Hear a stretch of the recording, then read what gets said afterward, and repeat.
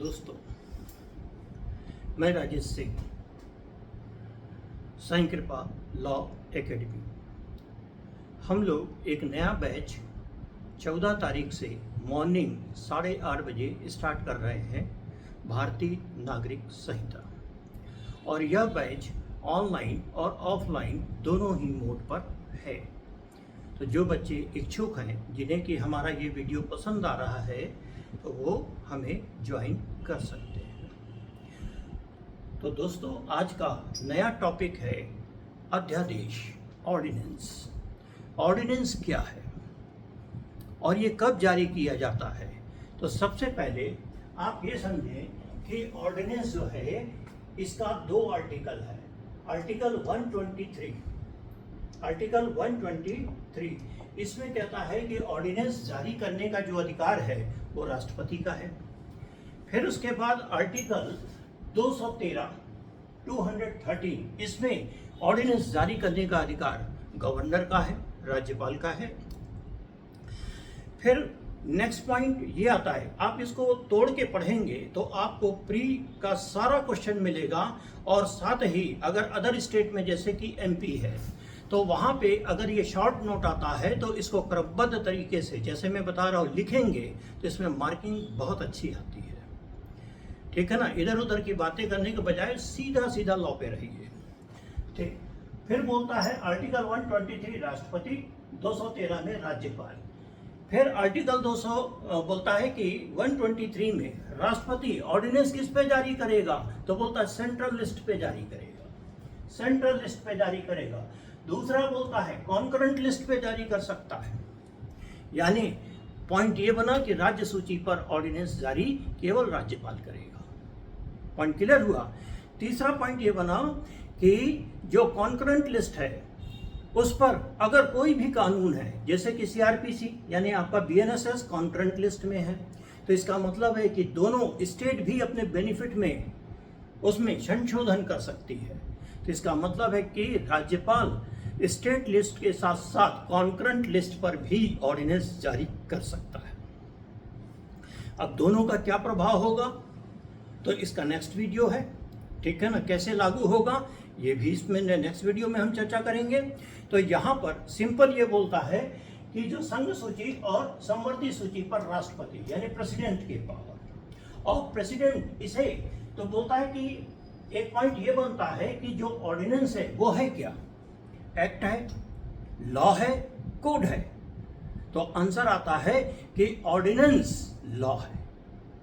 और ये point mention है संविधान के आर्टिकल 13 के सब क्लॉज 3 में, आर्टिकल 13 के सब क्लॉज 3 में कि ऑर्डिनेंस लॉ है। उसमें शब्द बोलता है लॉ इंक्लूड्स। और फिर बोलता है कि ये लॉ तो है, तो अब जब दोनों सदन सत्र में नहीं है, अब यहाँ पर हेडिंग पे आइए, तो हेडिंग ये बोलता है कि विश्रांति काल में जारी किया जाएगा, यानी रिसेशन में। फिर दूसरा शब्द क्या बोलता है कि दोनों सदन जब सत्र में न हो, यानी प्रोरोग्यू की बात करता है।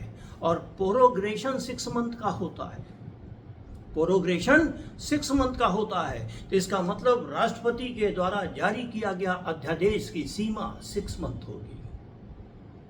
ये पॉइंट क्लियर हुआ?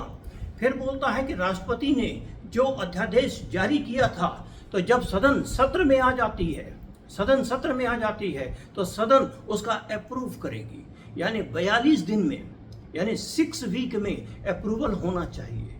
अगर अनुमोदन नहीं होता तो अनअनुमोदन हो जाएगा, यानी अप्रूव नहीं होता तो डिसप्रूव हो जाएगा और वह अध्यादेश समाप्त हो जाएगा। तो पॉइंट ये है कि अध्यादेश तो समाप्त हो गया सर जी, तो उसका लॉ का क्या होगा? तो अध्यादेश का बोलता है कि same effect an act of parliament, same effect as an act बोलता है कि पार्लियामेंट, यानी पार्लियामेंट ने जो कानून बनाया है, यानी दोनों सदनों से जो पास होने के बाद राष्ट्रपति के पास जाता है, तब कानून बनता है। यानी एक्ट शब्द का मतलब सदन से पास होना।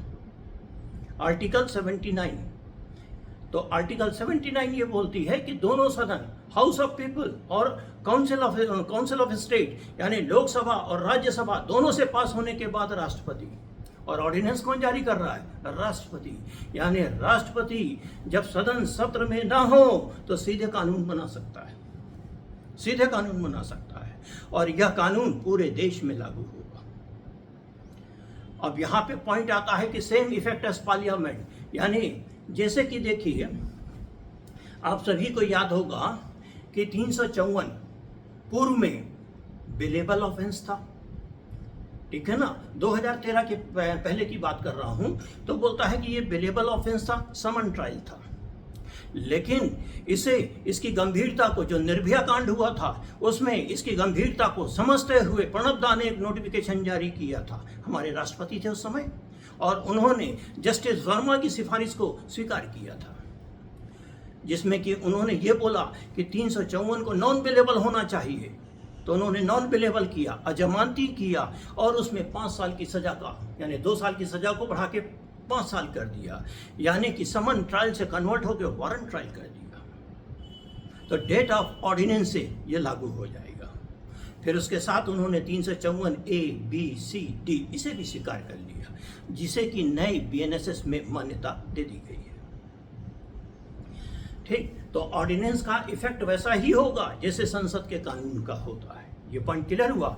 अब ये पॉइंट बना कि अगर देश में एक कानून बना है और साथ में ऑर्डिनेंस भी है और दोनों एक दूसरे को कंट्राडिक्ट कर रहे हैं, तो क्या लागू होगा?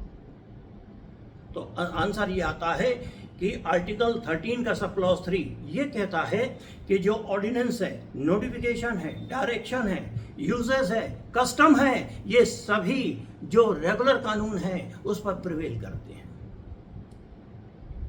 पॉइंट क्लियर हुआ? यानी कुरान में कोई बात लिखी है तो वो कंसर्निंग लॉ से अगर डिफर करता है तो कुरान लागू हो जाता है। अब ये पॉइंट थोड़ा सा कंट्रोवर्सी हो जाता है, क्योंकि इसके संबंध में 124 पुराना जो है 125 यानी मेंटेनेंस, तो वो सुप्रीम कोर्ट के जजमेंट पर बेस्ड है, जिसमें यह कहा कि ये सभी धर्मों पे लागू होगा। शाहराबानो का केस सभी को याद है, ये सभी पे लागू होगा। तो इसका मतलब अगर किसी कस्टम पे, यूजेस पे सुप्रीम कोर्ट का वर्सन आ गया है तो वो पॉइंट पर वो कस्टम और यूजेस प्रिवेल नहीं करेगा, कानून प्रिवेल करेगा। ठीक है ना। तो जब हम सेक्शन 4 और 5 ओल्ड में जो है अगर हम उसका अध्ययन करेंगे तो इसका आंसर मिल जाता है।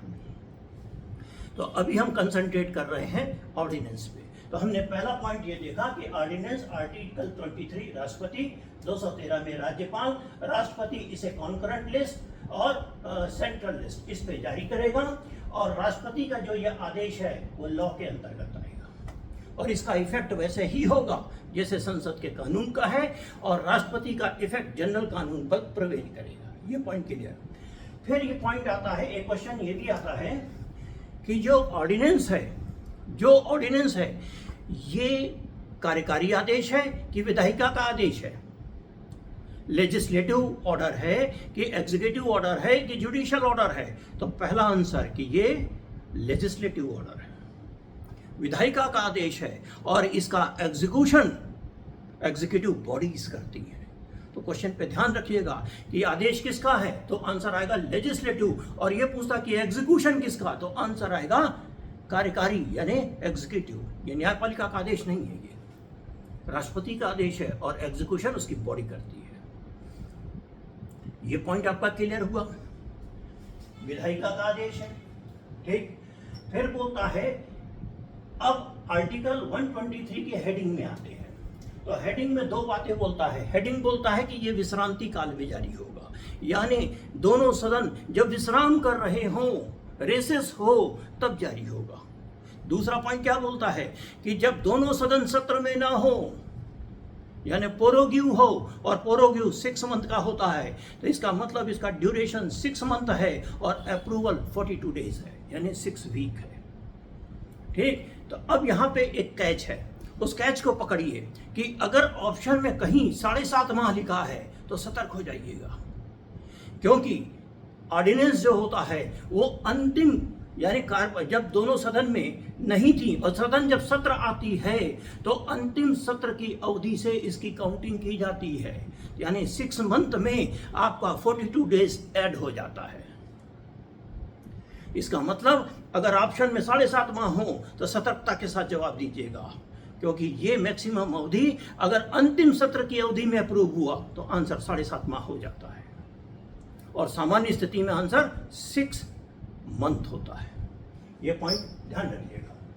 फिर बोलता है प्रोरोगेटिव आ गया, फिर होता है विश्रांति काल में आ गया। और इसमें एक पॉइंट ये भी ध्यान रखिएगा कि अगर सदन को अनिश्चित काल के लिए सस्पेंड कर दिया गया है तो सुप्रीम कोर्ट कहती है कि जो सस्पेंशन है वो सत्रावसान नहीं है। ठीक, फिर इसका नेक्स्ट पॉइंट वापस लेना, वापस करना, विड्रॉ करना। तो राष्ट्रपति इसे जारी करता है तो एनी टाइम विड्रॉ भी कर सकता है।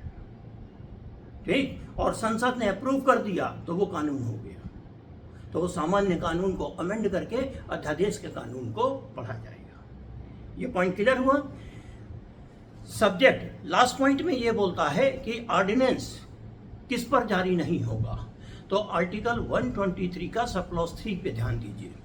आर्टिकल 123 का सब क्लॉज 3 वो ये कहता है कि ऐसी विधियां, ठीक है ना, जिस पे संसद को कानून बनाने का अधिकार नहीं है उनमें ऑर्डिनेंस जारी नहीं होगा। फॉर एग्जाम्पल आर्टिकल 13 को भी आपने देख रखा है, ठीक है ना। तो और आर्टिकल 13 में एक पॉइंट ये बोला है कि अगर कॉन्स्टिट्यूशन लागू होने के बाद, अगर संविधान में बोलता है लागू होने के बाद ऐसा कोई भी कानून राज्य या सेंट्रल बनाती है जो फंडामेंटल राइट के अगेंस्ट है, तो बोलता है कि उसे सुप्रीम कोर्ट शून्य घोषित कर सकता है। तो 13(1) और 13(2) यानी संविधान से पहले का है तो बाद में शून्य होगा और बाद में है तो प्रारंभ से शून्य होगा। ये पॉइंट क्लियर हुआ। तो ऐसे विषय जिस पर संसद को कानून बनाने का अधिकार नहीं है, राष्ट्रपति ऑर्डिनेंस भी जारी नहीं करेगा। तो आप एग्जाम्पल के लिए पॉइंट को ध्यान रखिए कि जो बेसिक स्ट्रक्चर्स संविधान ने जिसे बेसिक स्ट्रक्चर घोषित कर रखा है, ठीक है ना, तो बेसिक स्ट्रक्चर 368 वाले पॉइंट में आपको मिलेगा। और साथ ही फंडामेंटल राइट के अगेंस्ट है तो उसमें ऑर्डिनेंस जारी नहीं होगा। फिर 2 पॉइंट, ये सारे पॉइंट्स के बाद एक पॉइंट ये आता है कि क्या राष्ट्रपति के ऑर्डिनेंस को चैलेंज किया जा सकता है क्या सुप्रीम कोर्ट में? तो सामान्य आंसर आता है नो, नहीं कर सकते। लेकिन 2 केस ऐसे हैं। पहला केस था A.K. Rai versus Union of India, ये 1982 का है। दूसरा है D.C. वाधवा वर्सेस बिहार राज्य 1986 का। इसमें बोला कि राष्ट्रपति का अगर आदेश मनमाना है, अयुक्तियुक्त है, संविधान के विपरीत है या किसी जातिगत तौर पर या किसी राजनीतिक तौर पर लिया गया है, तो ऐसी स्थिति में सुप्रीम कोर्ट उसमें रिव्यू करेगा। यानी ये 2 केस में बोला कि ये अंतिम आदेश नहीं है और इस पे हस्तक्षेप किया जा सकता है। ठीक है, तो दोस्तों आपको ये शॉर्ट वीडियो प्री के लिए सहायक होगा। ठीक है, थैंक यू। फिर मिलते हैं नेक्स्ट वीडियो में।